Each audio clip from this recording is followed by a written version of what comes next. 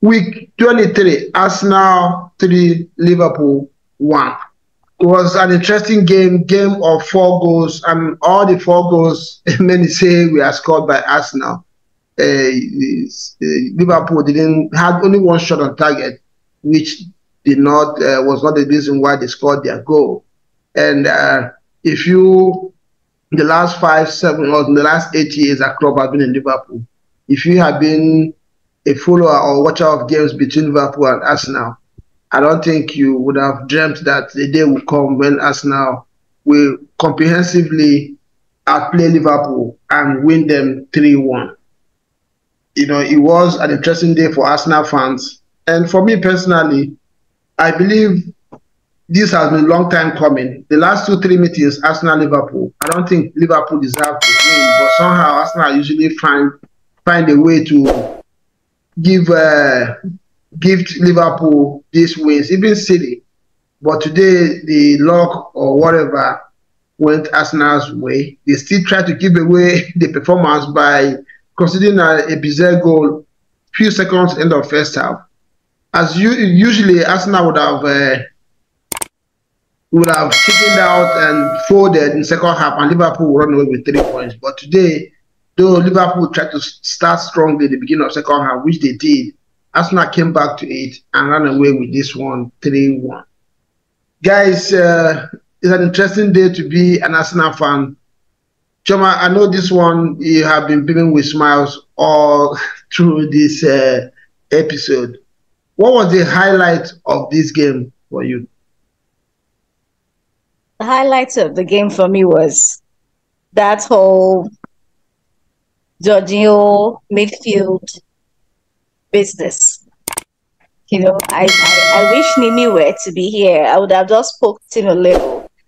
Not because of Nimi, but because of, some of their fans. I remember when Arteta went for Jorginho. You know how Chelsea fans can be. They started making fun of him. Oh, you went to go and get a waste. Jorginho was done. What do you need Jorginho for? You don't need him. This, that. Personally, for as long as I can remember watching football, I know not to joke with Brazilians and Italian footballers. As a child, I remember I always drilled over them. And Jorginho, he's not a shiny footballer, by the way. He's not a shiny footballer. You don't see, there's nothing wonderful about him, but the work rate. You see that Jorginho in the midfield today, for me. I was like, oh, okay, Thomas, Charlie, you can be chilling wherever you're chilling. I think you've got this locked down. And then I want to talk about Kai Havertz. I know people be like, every time you're talking about Kai Havertz, I'm like, yeah, fine. I always have to buttress my point about Kai Havertz. Playing him as a forward was so interesting today. That guy is so upsetting of a player, obnoxious. He was giving me, there's this guy in, is it Aston Villa? Is it Aston Villa? I'm trying to remember his name now. That guy gives me hypes when I watch him because, no, not Aston Villa. He's in Newcastle. Newcastle, the one that sprayed his hair. Jolinton? No, with Jolinton. Jolinton doesn't give me hypes. Bruno G. That's how I like to call it. You know that kind of upset that Bruno G causes. You know that kind of upset. And he doesn't get a yellow card. For Bruno G, he doesn't get a yellow card. Bruno G, see, Kai Havertz distorted the balance of Liverpool's game. He intentionally distorted their flow. See, in the second half, people like me could no longer find the wing where Jota was playing because I knew Jota was in that game. But I looked for Jota. At a point, Jones was lost. He distorted that game accurately.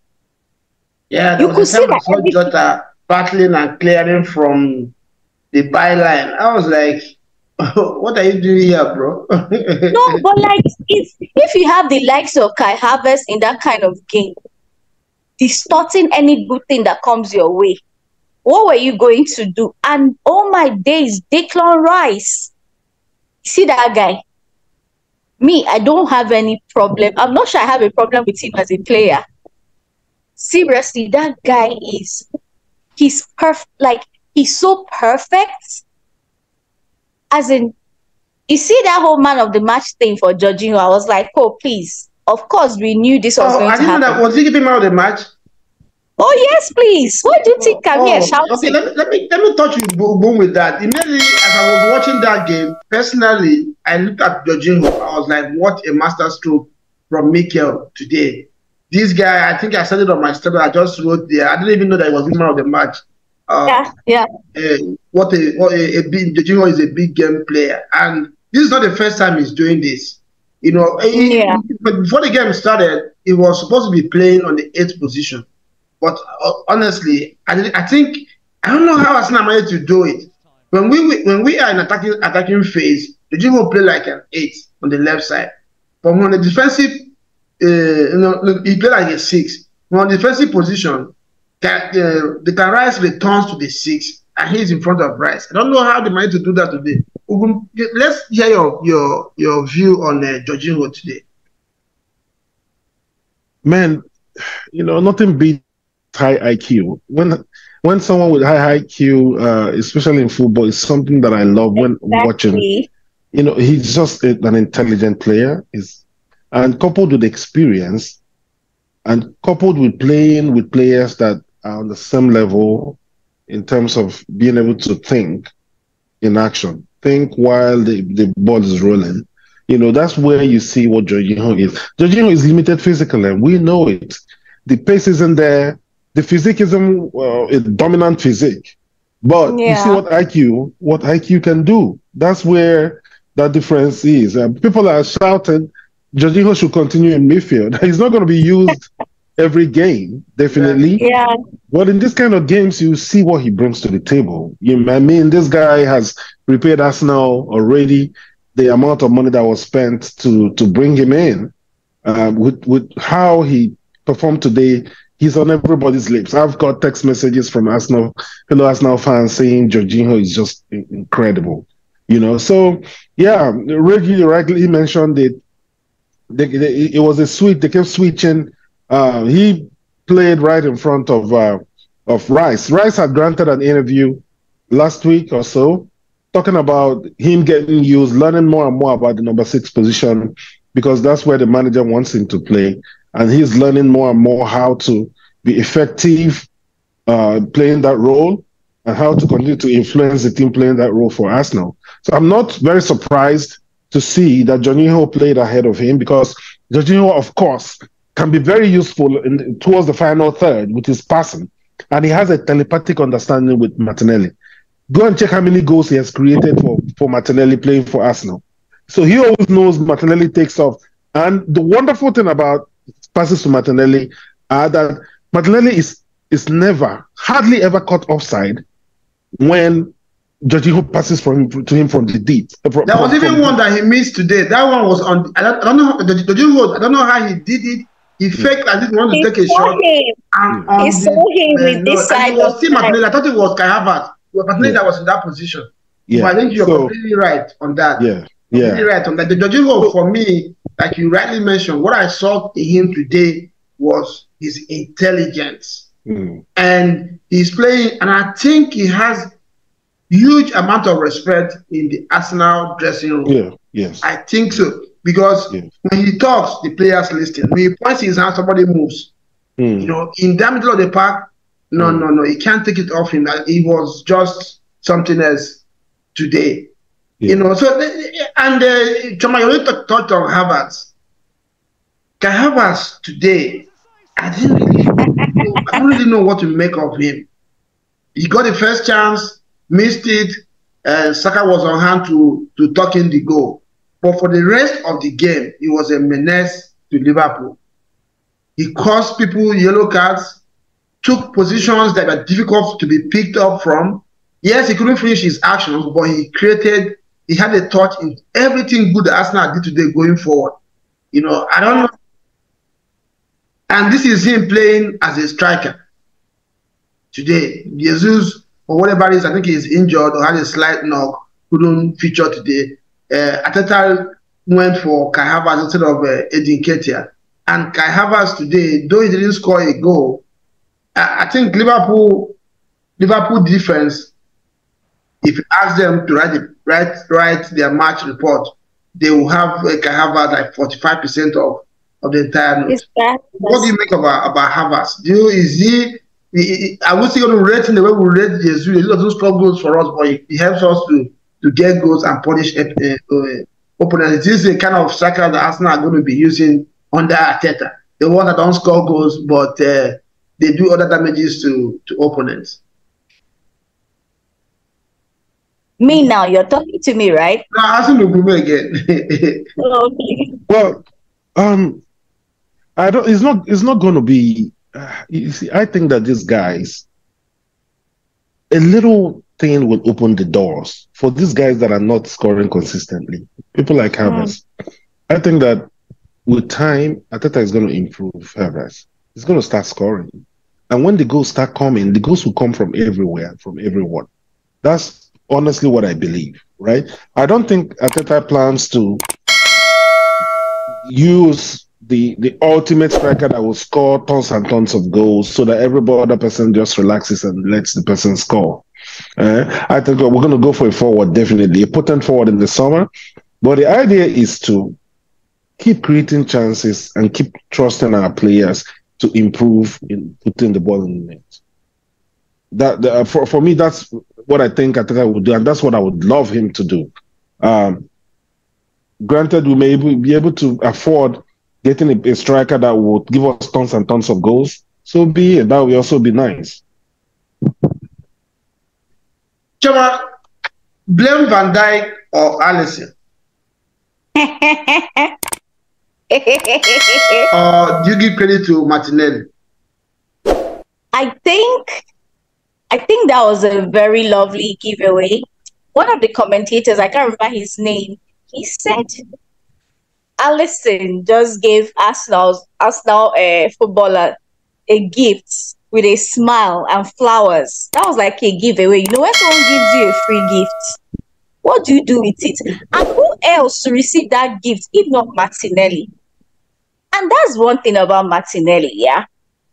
I know some people always say he runs too fast. He's always running up and down like Okada. And then they try to compare him to my dearest Theo Walcott, who was actually watching today, by the way.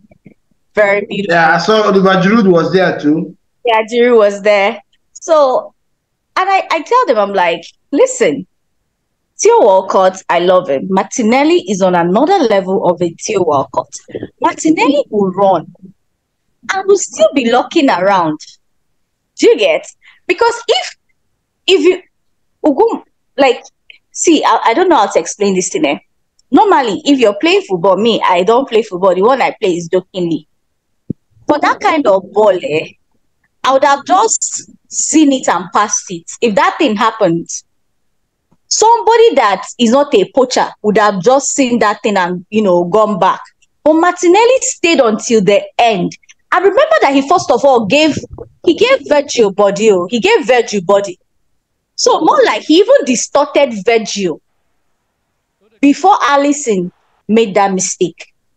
So Alisson was falling apart. Virgil was struggling to get his own balance. And Martinelli stayed there for all of it to finish what he started.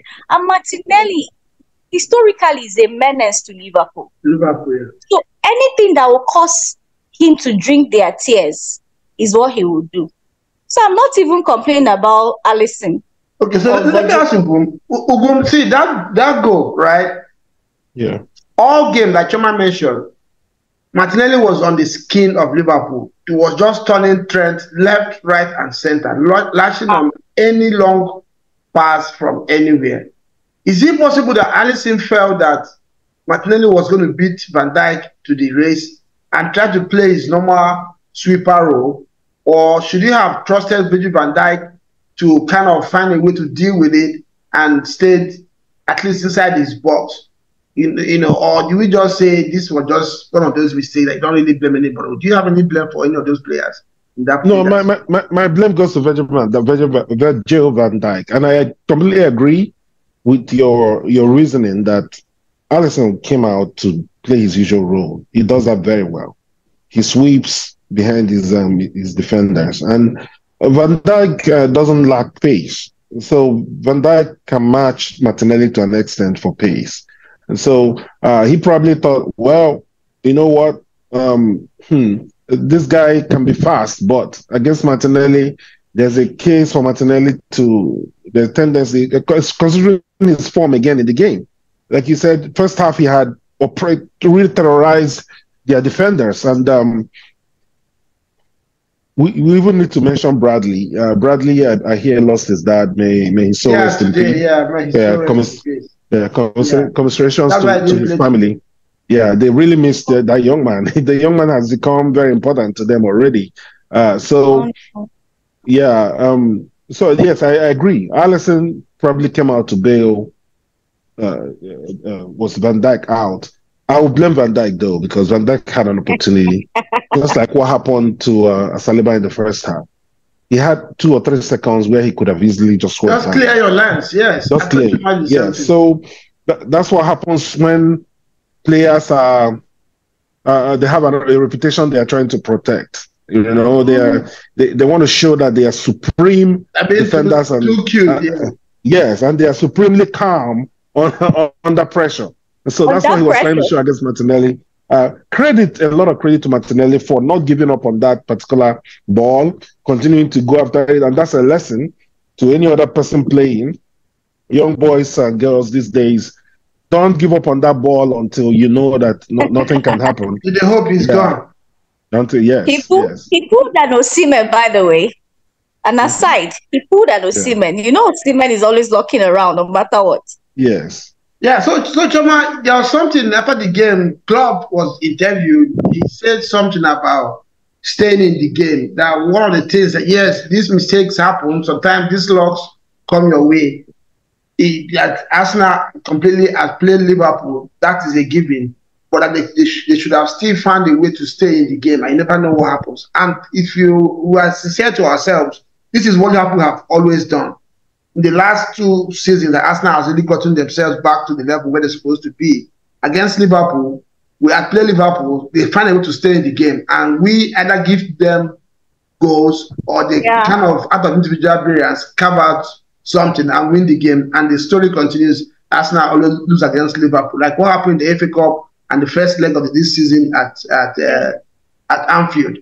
Arsenal had every case to win those 2 games, but somehow Liverpool won 1 and drew 1. So do you think Arsenal has grown to, finding a way to get results against the big teams, regardless of what happens? Yeah, I mean, when Iron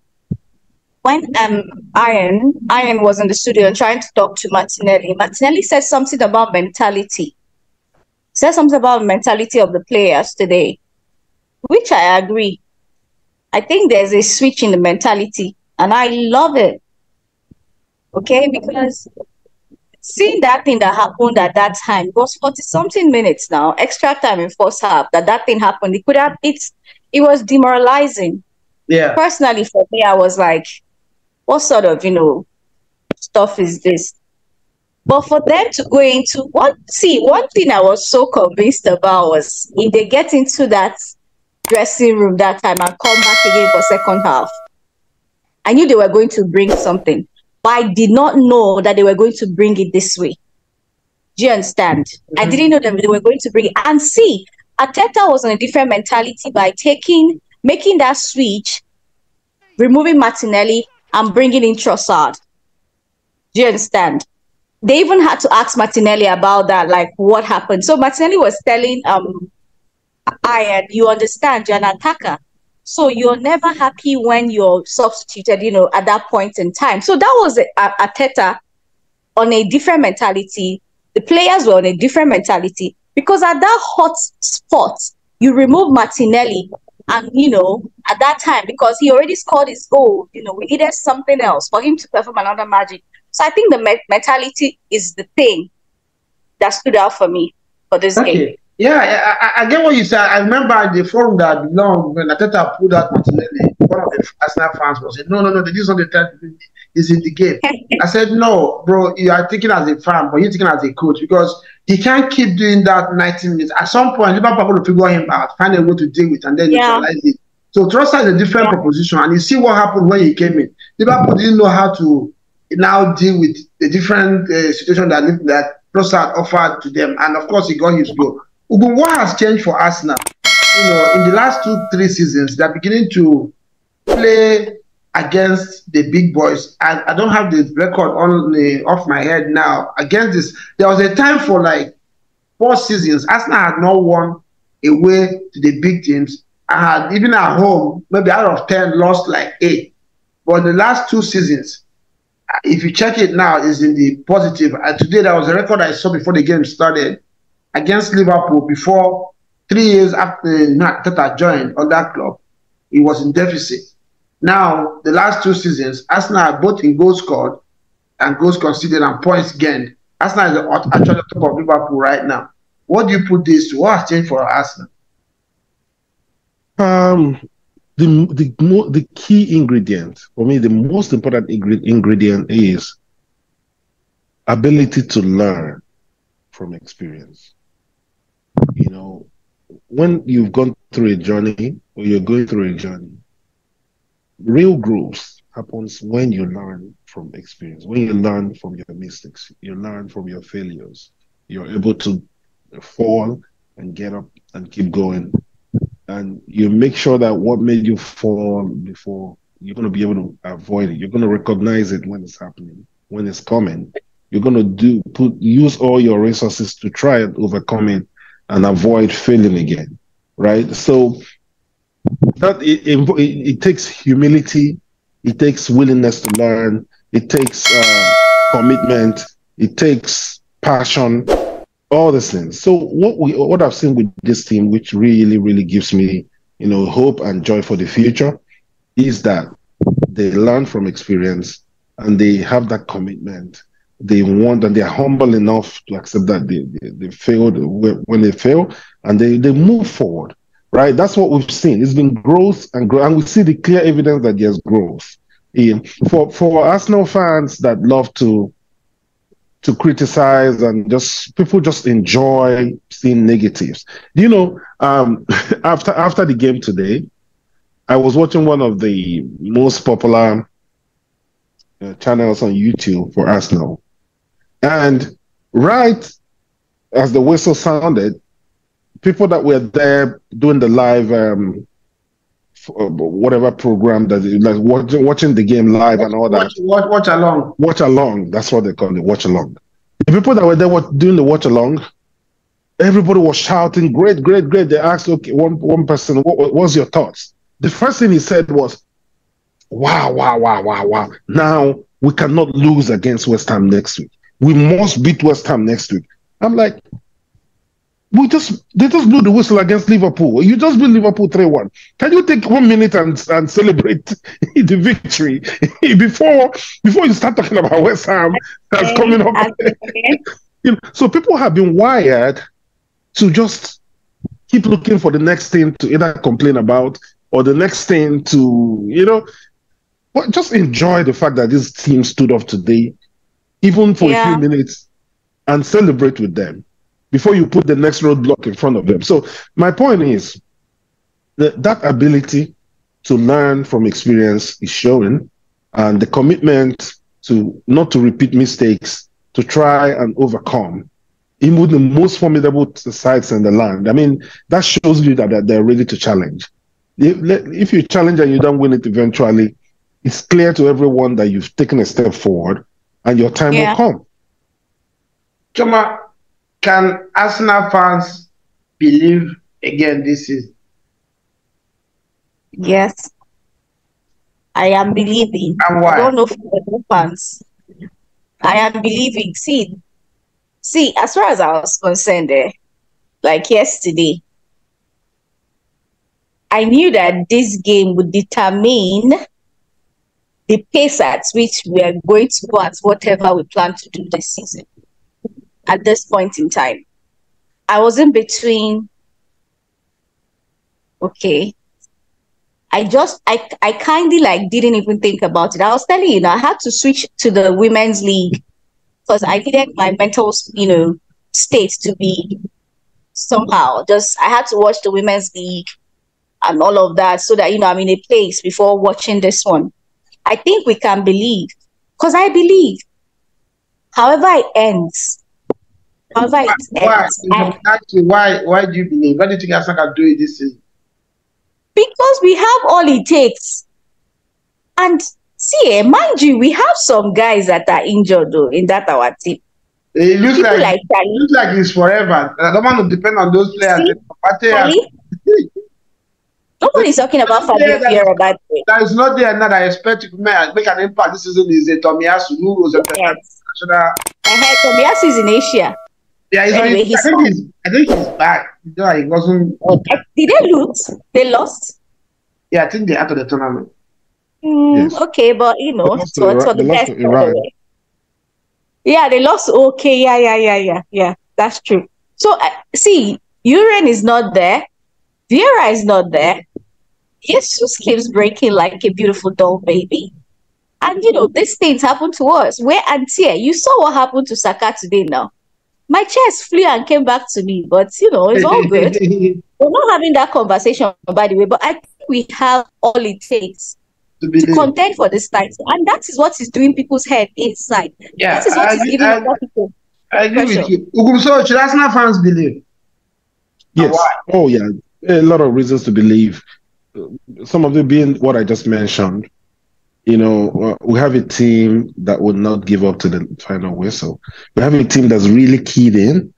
The Nigerian national team at the AFCON, I can draw a parallel between that team and the Arsenal team. You see guys that are friends that want to achieve something together. Yeah. They've resolved with their coach that they're going to achieve something together.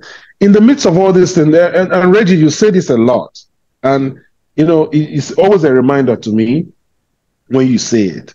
The fact that this team is contending against Liverpool and City at this point, it's already a huge deal. Considering the teams, the quality of players and everything that these other two teams have, and the coaches that they have. Arteta is tussling for the league against Klopp and Guardiola. This is a rookie coach, for goodness sake. People are saying, he's been asked. Yeah, when he was appointed, they say he's inexperienced, a cold man. Yes. Remember that Arteta was never called up to the national team. He was never called up to his national team. So he's the team. I see a lot of reasons to be optimistic. They've shown it again today. We just have to get behind the team. If they stumble, they stumble at some point. If they don't stumble, they've already stumbled in the season and they've recovered from that stumble, which was a really bad one in December. So yeah, let's go. Yeah, for that stumble, I remember telling fans that this is, if you are an ardent follower of the EPL, you will know. Whether you're City, whether you're Liverpool, whether you're United or Chelsea, you always go through that patch where you lose 2 or 3 straight games and and come back to it. The most important thing is how you come back. So fans, let us know. You have seen the questions today. Can Arsenal fans believe? What has changed for Arsenal in your reckoning? Let us know in the comment section. Arsenal is back 2 points behind Liverpool. City has 2 games in hand. They are 3 points behind Arsenal, 5 points behind Liverpool at this point. So let us know what you think. Do you still place City as favorites for the season to win the league? Do you think Arsenal can win this league, or is it Liverpool's season? This season is Jurgen Klopp's last season as Liverpool coach. Do you think he's going to go out with a bang? And let us know what you think about the EPL this season. Kai Havertz, it has been a conundrum when it comes to Arsenal. Do you think he's finally beginning to show what Arteta saw in signing him? Of course, Chelsea fans keep telling us that Arsenal bought two rejects from Chelsea. Jorginho, with what he did today, do you think Jorginho is not finished, or was this just a flash in the pan? Let us know what you think. Don't forget to subscribe to this channel if you have not done so. Hit the like button and continue to share our content. We'll return back on Wednesday or Tuesday back to our Argon Studios. That competition is 4 left now: Nigeria, DR Congo, Cote d'Ivoire, and South Africa. Very tasty games to come on Wednesday. 4 former champions of Africa. We'll be previewing that game on Tuesday and continue our coverage for the tournament. Thank you for staying with us, and we will see you again. Ciao, guys.